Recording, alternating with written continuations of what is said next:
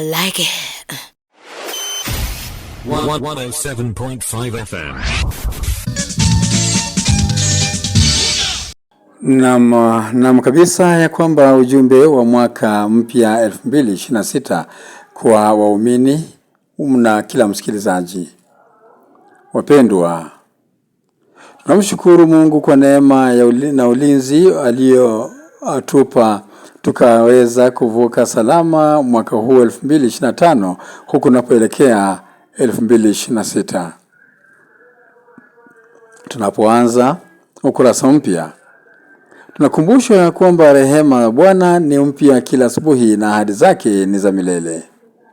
Mwaka mpya wa 2026 uwe mwaka wa amani iliyothabiti, upendo unaotenda na imani isiyoyumba.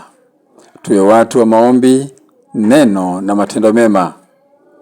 Ni kumtumikia Mwenyezi Mungu kwa unyenyekevu na kwa kupenda jirani zetu bila ubaguzi. Tuimarishe umoja wetu kama mwili wa Kristo, tukitafuta haki, amani na uadilifu katika familia zetu, kanisa na jamii nzima.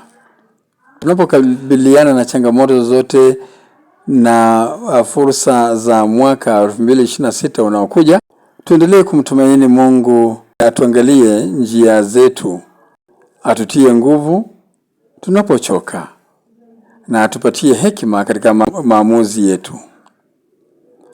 Katika kumbukumbu tu ni kuangalia katika kitabu cha Hesabu sura ya 6 mshororo wa 24 hadi 26, huku ambako Biblia inasema ya kwamba Bwana akubariki na kulinde, Bwana akuangazie uso wake na kukupa amani.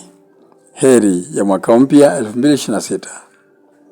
Mungu akujaze baraka na afya njema pamoja na mafanikio katika yote unayofanya.